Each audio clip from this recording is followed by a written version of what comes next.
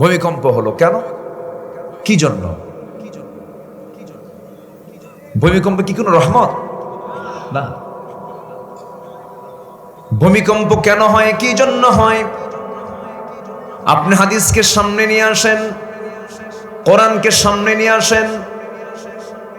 কেন ঘন ঘন ভূমিকম্প হচ্ছে, অতিবৃষ্টি, অনাবৃষ্টি, এই সিচুয়েশন কেন হচ্ছে বারবার? ঘন ঘন ভূমিকম্প আমার জীবনে চোখে, আমি যখন ছোট ছিলাম এত ভূমিকম্প কখনো দেখি নাই। 10 বছর আগে এত ভূমিকম্প হয় নাই। এখন ঘন ঘন ভূমিকম্প হচ্ছে।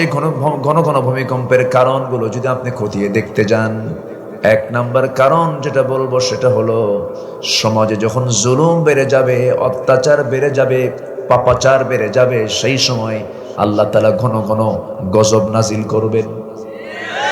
এগুলো তো নাই? আছে, এগুলো আছে। জেনা কমছে না বাড়ছে? জেনা কমছে না বাড়ছে? বাদ্যযন্ত্রের পরিমাণ বেড়ে গেছে। বিয়ের মতো একটা বরকতময় অনুষ্ঠান, যে বিয়ের ব্যাপারে আল্লাহ তাআলা বলছেন ফানকিহু মা তাবা লাকুম মিনান নিসা, তোমরা বিয়ে করো।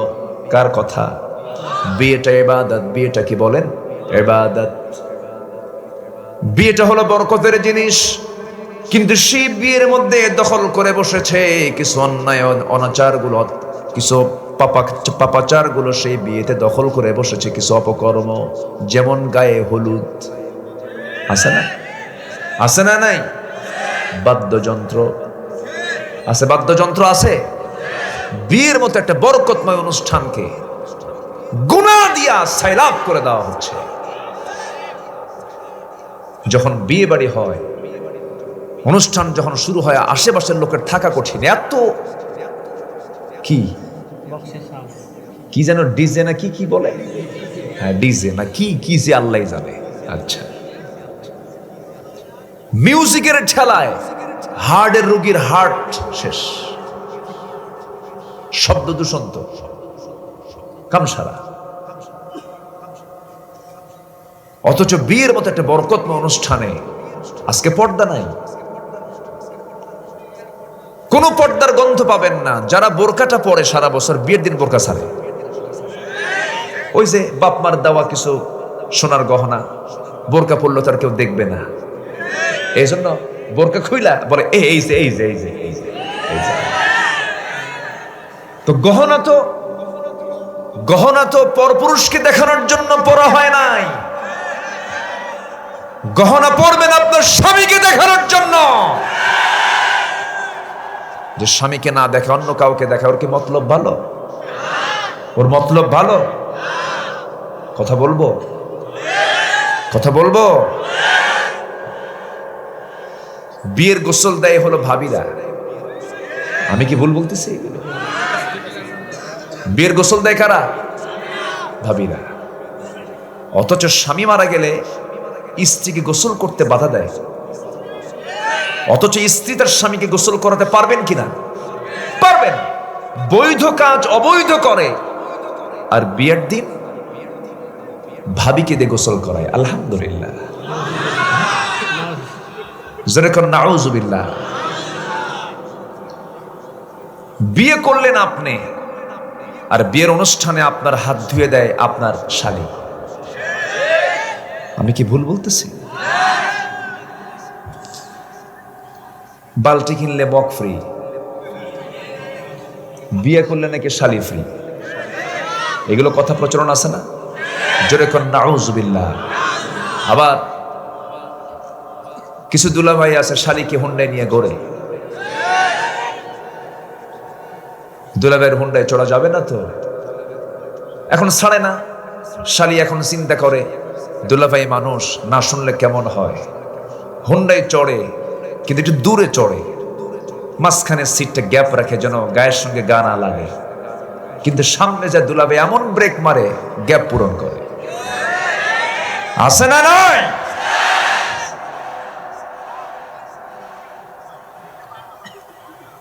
বউকে কোলে করে ঘরে নিয়ে যাবে আপনার ছোট ভাই, আছে না?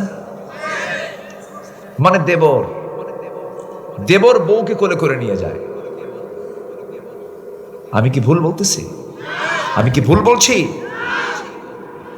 বিয়ের সম্পর্ক ক্যারিয়ারের সাথে না যৌবনের সাথে? আসতে কোন কেন? বিয়ের সম্পর্ক ক্যারিয়ারের সাথে না যৌবনের সাথে? ক্যারিয়ার গড়তে গড়তে 60 বছর, যৌবন শেষ। মাঝখান থেকে কি হয়? এই ক্যারিয়ার করতে গিয়ে পার্কে পার্কে অবাধ প্রেম লীলা, ধর্ষণের সেঞ্চুরি, আর ডাস্টবিন গুলোতে বেয়ারিশ শিশু লাশের ছড়াছড়ি, যা কুকুর কাক শকুন মিলে ভাগ বাটোয়ারা করে খায়। বেয়ারিশ লাশ। আজকে আমরা কোন সমাজে বসবাস করছি? অনেক কথা আছে, সমাজের রোগগুলো ধরার দায়িত্ব আমাদের আছে না নাই বলেন? আপনি যদি বলতে মানাও করেন, আমি বলবোই। দুনিয়াতে মামলা খেতে রাজি আছে, কিন্তু আদালতে আখিরাতে মামলা খাওয়া যাবে না। কষ্ট পাচ্ছেন? অনেকে কয় বিয়ে করে বউকে খাওয়াবো কি? দেখছেন কি চিন্তা ওর, মানে আকাম কুকাম করবে, জেনা করবে। সকল শিশু পার্ক, এখন শিশু পার্ক আছে? শিশু পার্ক নাই তো। নাম যে শিশু পার্ক কেন হয়েছে? লেখা উচিত সেখানে কি শিশু যায় না, শিশুর মা খালা যায়। লেখা উচিত কি মা খালা পার্ক, ঠিক কিনা? এই নোংরামি গুলো চলছে আজ। আল্লাহ তুমি এগুলো থেকে আমাদেরকে বাঁচাও। জোরে বলে আমিন। তাহলে ভূমিকম্প হবে না হবে না? হবে। একটা বরকতময় অনুষ্ঠান বিয়ে, সেখানে আজকে হারাম কাজের ছড়াছড়ি, হারাম কাজের ছড়াছড়ি। যখন বেহাপনা বেড়ে যাবে, বাদ্যযন্ত্র বেড়ে যাবে, গুনার পরিমাণ বেড়ে যাবে, গুনার সমাজে ইজি হয়ে যাবে, সেই সময় ঘন ঘন গজব গুলো নাজিল হবে, ভূমিকম্প আল্লাহ তাআলা পাঠায়া দিবেন। আল্লাহ তাআলা এগুলো দেন এই জন্য বান্দা সতর্ক হয়ে যাও, ঠিক হয়ে যাও, আমার শাস্তি কিন্তু বড় কঠোর। আল্লাহ রাব্বুল আলামিন অনেক জাতিকে জমিনে দাবি দিয়ে শেষ করে দিয়েছেন। যুগে যুগে গজবের ইতিহাস কোরআনে আছে না নাই বলেন? আসতে বলবেন না, আছে না নাই? কওমে লূতকে জমিনে গেড়ে দিয়ে শেষ করে দিয়েছেন। সমকামিতা তারা এনেছিল। সেই সমকামিতা আজকে ভারত সহ গোটা পৃথিবীর, ইউরোপ আমেরিকার বিভিন্ন দেশে রাষ্ট্রীয়ভাবে তারা আইন আকারে পাশ করে নিয়েছে যে সমকামিতা একটা কুকুরের মধ্যে নয়, শৃগালের মধ্যে নাই, শুকুরের মধ্যে না, যা মানুষের মধ্যে আজকে স্থান পেয়েছে। গজব কেন আসবে না? আমার বন্ধুগণ, আল্লাহর কাছে এই জন্য চাওয়ার জন্য মুসা আলাইহিস সালাতু ওয়াস সালাম যেমন করে চেয়েছেন, আমার নবীও চেয়েছেন, রব্বানা আতিনা ফিদ দুনিয়া হাসানাহ ওয়া ফিল আখিরাতি হাসানাহ ওয়া কিনা আযাবান নার। জোরে বলুন আমিন, জোরে বলুন আমিন। দুনিয়ার হাসানা চাইতে হবে আল্লাহর কাছে। সন্তানকে আস্তে করে ডাক দিবেন, পারিবারিক বৈঠক বসবেন, স্বামী হবেন পরিবারের পরিচালক, আর বউ হবেন পরিবারের সহকারী পরিচালক। সন্তানগুলোকে সামনে নিয়ে বসবেন আর বলবেন, কু আনফুসাকুম ওয়া আহলিকুম নারা। নিজে বাঁচো, পরিবারকে জাহান্নাম থেকে বাঁচাও। সন্তানকে আদর করে কাছে বসিয়ে নিয়ে বলবেন, বাবা নেশা করিস না, অসৎ সঙ্গ গ্রহণ করিস না, সৎ জীবনে চলে আয় বাবা, নামাজটা পড়, পর্দা প্রশিদা কর, চোখের হেফাজত কর। আজকে যেমন একই পরিবারে তুই আমার সন্তান, আমি তোর বাপ, আমি তোর মা, আমরা যেমন একটা পরিবারে একসঙ্গে বসবাস করছি, আমরা সবাই মিলে একসঙ্গে ও জান্নাতে বসবাস করতে চাই। এরকম করে দাওয়াতি কাজ করবেন, এরকম করে সুন্দর করে বুঝাবেন। প্রত্যেকটা মুসলিম বাড়িতে সকাল শুরু হবে ফজর নামাজ দিয়া, জিকির আজগার দিয়া, কোরআন তেলাওয়াত দিয়া। আবার যখন ঘুমের দিকে যাবেন কোরআন তেলাওয়াত করে করে বান্দা ঘুমের দিকে চলে যাবে। দিনটা যদি শুরু হয় কোরআন দিয়া, দিনটা যদি শেষ হয় কোরআন দিয়া, এর চাইতে দুনিয়ার বড় হাসানা বান্দার জীবনে থাকতে পারে না। যেরকম সুবহানাল্লাহ। ইসলাম না মানলে পরে কোনোদিন শান্তি আসবে না, কোনো কল্যাণ আপনি পাবেন না, আরাম পাবেন না, শান্তি পাবেন না। আল্লাহ রাব্বুল আলামিন বলছেন, ওয়ামান আ'রাদা আন যিকরি ফাইন্না লাহু মাঈশাতান দানকা ওয়া নাহশুরুহু ইয়াওমাল কিয়ামাতি আ'মা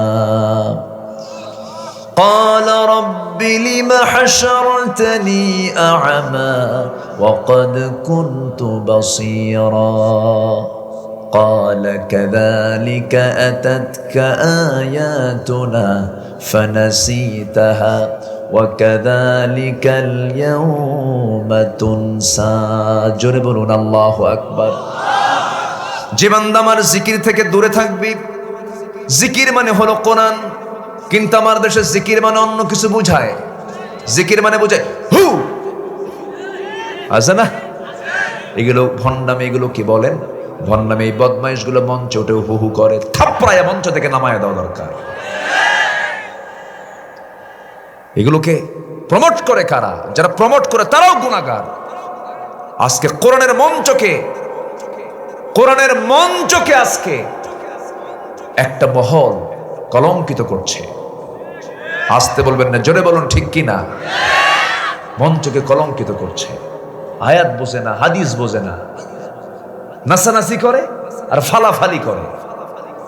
কোরআনের মঞ্চ কোনো কৌতুক, নাটক আর যাত্রার মঞ্চ নয়। আয়াত নাই, হাদিস নাই, কিচ্ছু নাই, খেলে হাসায়। আছে না? আছে না? আছে না? নাই? আছে না? নাই?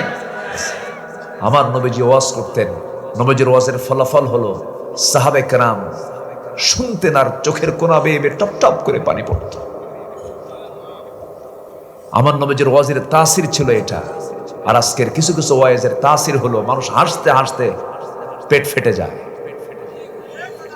আমি কি ভুল বলছি? আমি কি ভুল বলছি?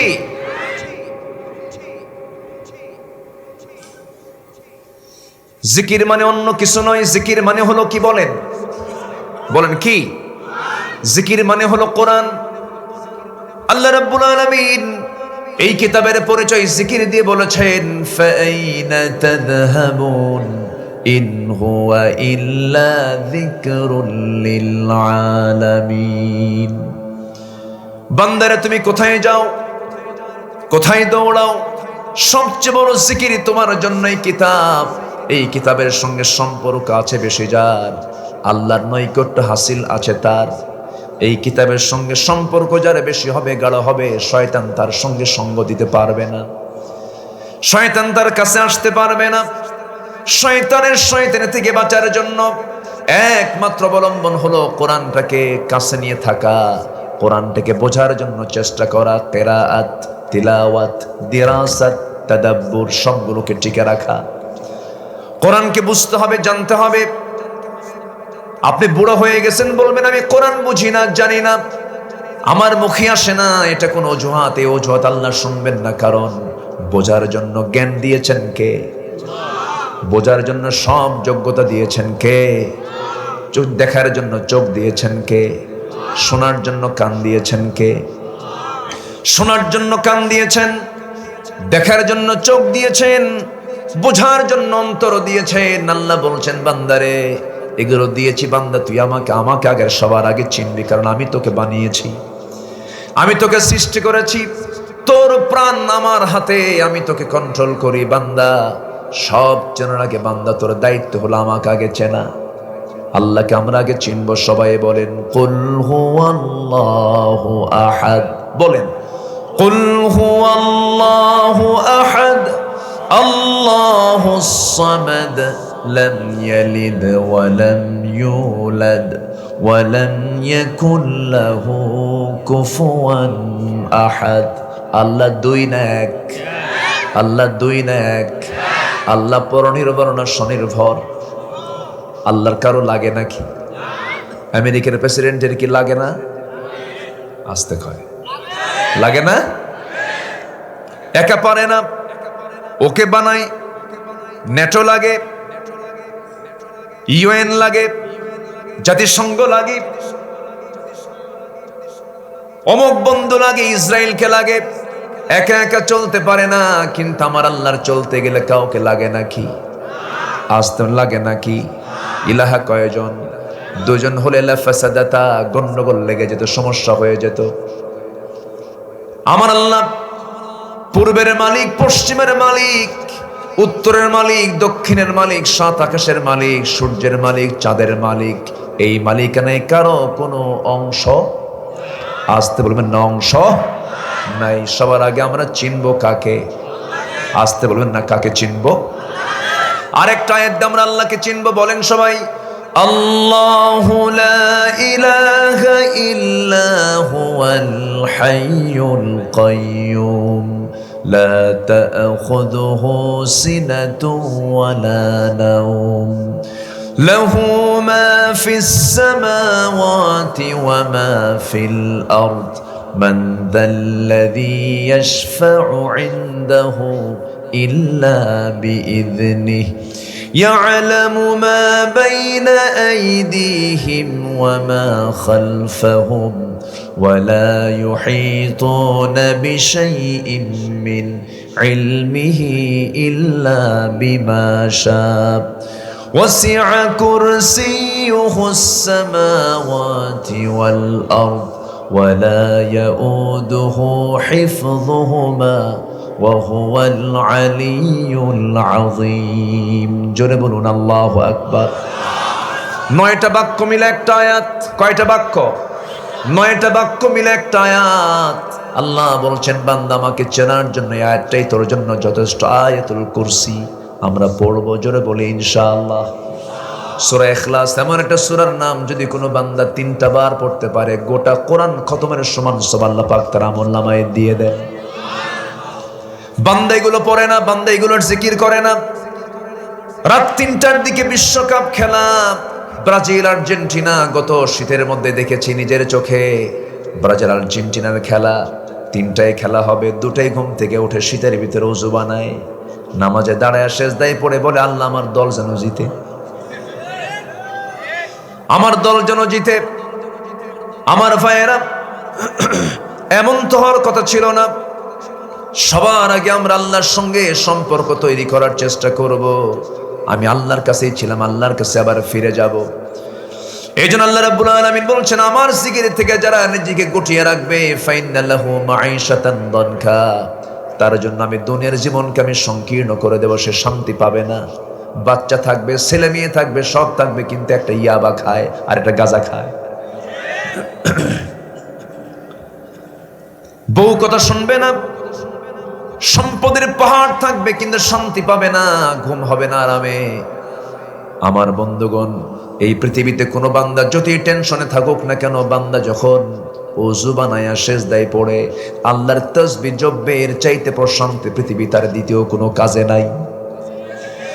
আমি চ্যালেঞ্জ দিলাম, একজন বান্দা সুস্থ হতে হলে, হতাশা দূর করতে হলে, বান্দার ভিতর দিকে মানসিক যত রোগ আছে দূর করার জন্য পৃথিবীর কোন ডাক্তারের ওষুধ দিয়ে আপনি রোগী সুস্থ হবেন না। আপনাকে সুস্থ হওয়ার জন্য, সুস্থ হওয়ার মালিক যিনি, সুস্থ করার যিনি মালিক, তার সঙ্গে আপনার কানেকশন তৈরি করতে হবে, তার সঙ্গে মোহাব্বত তৈরি করতে হবে। আল্লাহ বলছেন, বান্দা তুই আমার দিকে 1 হাত আগাবি, আমি তোর দিকে 10 হাত আগাবো। আল্লাহ বলছেন, বান্দা তুই যখন আমার দিকে হেঁটে হেঁটে আসিস, আমি তোর দিকে দৌড়া দৌড়া যাই। বান্দা আমি তোকে মাফ করতে চাই, বান্দা আমি তোকে জান্নাত দিতে চাই। কিন্তু বান্দা জাহান্নামে যাবে বান্দার দোষে। আল্লাহ তো বান্দাকে জাহান্নাম দিতে চান না, কিন্তু বান্দা বান্দার দোষে জাহান্নামে চলে যাবে। আমার ভাইয়ের, আল্লাহ রাব্বুল আলামিন বান্দাকে বলছেন, বান্দা তুমি জেনে নাও জাহান্নামে যাওয়ার কারণগুলো কি।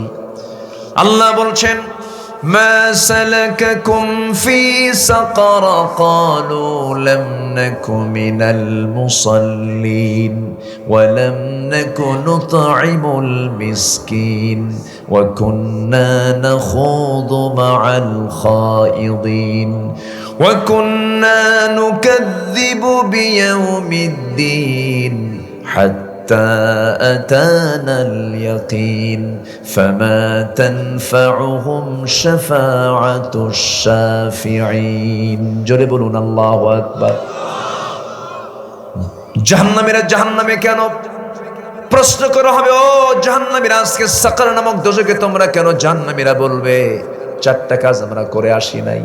কি কি বলো? তারা বলবে, আজান শুনেছি, নামাজ পড়ি নাই। এমন লোক তো বাংলার জমিনে নাই। হ্যাঁ, আছে? আজান শুনেছি, নামাজ পড়ি নাই। একটা প্রশ্ন করব আপনাকে, বলুন তো আমাদের দেশে মুসলিম বেশি না মুসলিম বেশি? মুসলিম বেশি। এখন যদি আমি প্রশ্ন করি, আমার দেশে নামাজি মুসলিম বেশি না বেনামাজি মুসলিম বেশি? বেনামাজি আবার মুসলমান, বেনামাজি আবার মুসলমান। যদি আমি প্রশ্ন করি, এই দেশে দাড়িওয়ালা মুসলমান বেশি না দাড়ি ছাড়া মুসলমান বেশি? বলেন বলেন, দাড়ি ছাড়া বেশি না দাড়িওয়ালা বেশি? দাড়ি কাটা বেশি, ঠিক কিনা? দাড়ি ছাড়া বললে ভুল হবে, দাড়ি কাটা বেশি। তাহলে নামাজ হলো গুণ, আর দাড়ি হলো সিরাত, সূরাত। দাড়ি হলো সূরাত, নামাজ হলো সিরাত। সূরাতও নাই, সিরাতও নাই। যদি এখন বলি, আমার দেশে বিড়ি খাওয়া লোক বেশি না বিড়ি ছাড়া লোক বেশি? বলেন ভালো করে। কি বিড়ি, কি বিড়ি, এইগুলা কি নাসির চলে না?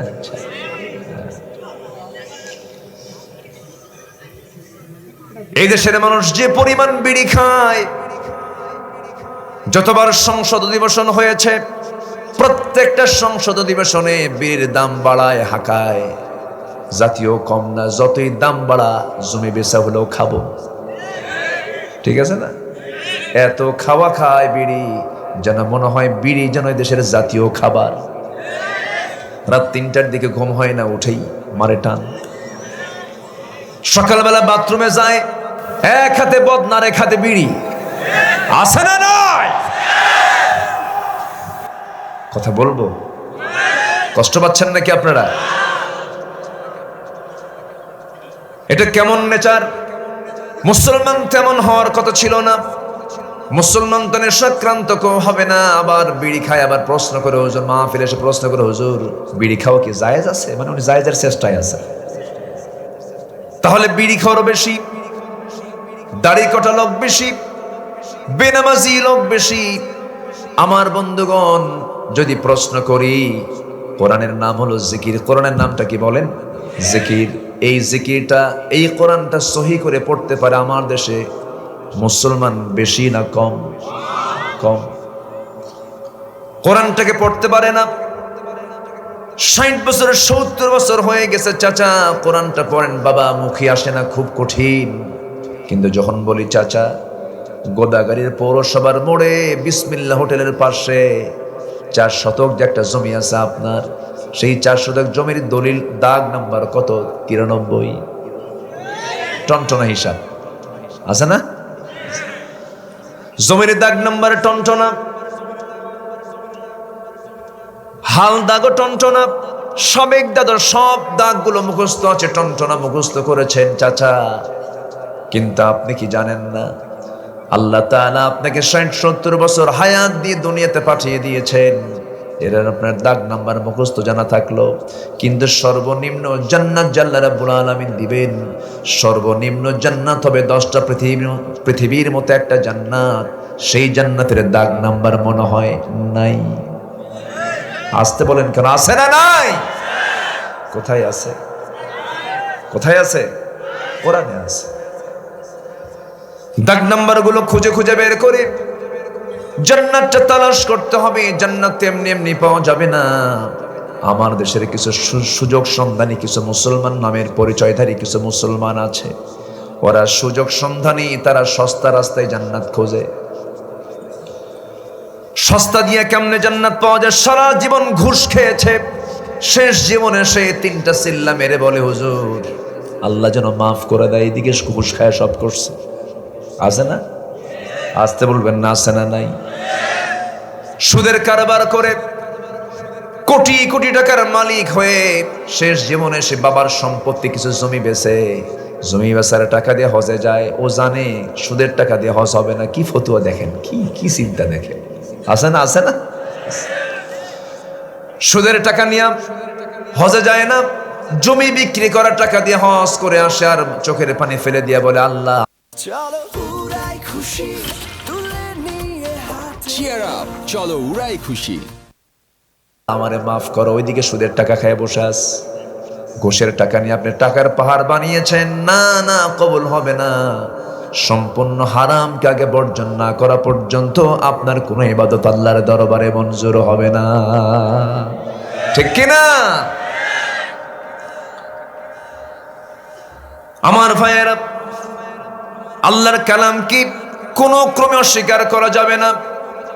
কিছু অংশ মানলাম, কিছু অংশ মানলাম না। খিজিয়ান ফিল হায়াতিদ দুনিয়া, দুনিয়ার জিন্দেগিতে লাঞ্ছিত হবে, আখিরাতে ক্ষতিগ্রস্তদের অন্তর্ভুক্ত হয়ে যাবে। একটা আয়াত আমাকে চরম ভয়ের মধ্যে ফেলে দেয়।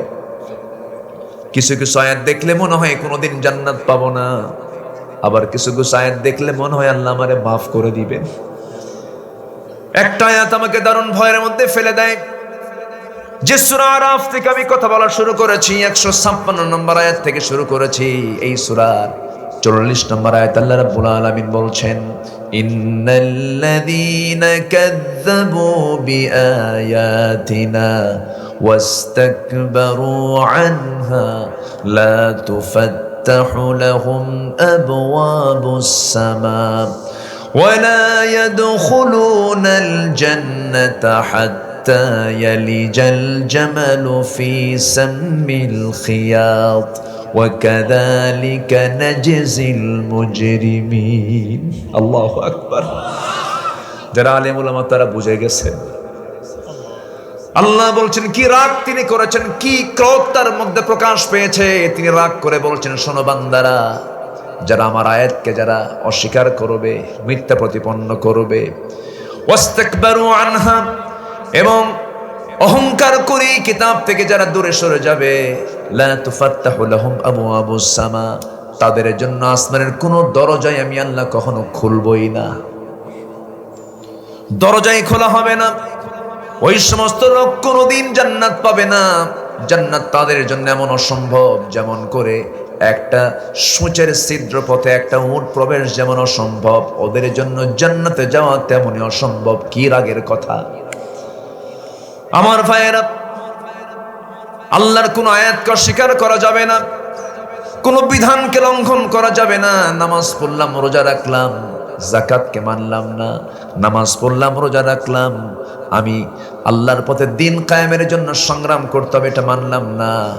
নামাজ কায়েম করতে হবে, মানলাম না। আমার কোন ইবাদত মঞ্জুর করবেন না। তিনি আমার কে? বলেন, তিনি কে? আল্লাহ। আমার ভাইয়েরা, আমার আল্লাহ তাআলার রহমত দরকার না গজব দরকার? আমাদের কি দরকার বলেন? রহমত দরকার। রহমত যদি পেতে চাই, 3টা গুণ আমরা অর্জন করব। নাম্বার 1 হলো আমরা মুত্তাকি হয়ে যাব। জোরে বলেন ইনশাআল্লাহ। আস্তে আস্তে বলেন, জোরে বলুন ইনশাআল্লাহ। আমরা মুত্তাকি হব। আমরা ভয় করব কাকে? আজান শুনলেই কোথায় যাব? আস্তে বলেন, আজান শুনলেই কোথায় যাব? মসজিদে। ইমানদারের লক্ষণ হলো আজান শুনলেই সে ছটফট করবে, খেলে নড়াচড়া করবে, বিছানায় ঘুম হবে না। আজান শুনলেই তার কাছে মনে হবে কাঁটা যেন তার পিঠে ঢুকায়া দিচ্ছে। আসসালাতু খায়রুম মিনান নাওম, ঘুম থেকে নামাজ উত্তম, ঘুম থেকে নামাজ উত্তম। যদি কোনো বান্দা রেগুলার ফজর নামাজটা পড়তে পারে, চোখের জ্যোতি নষ্ট হবে না।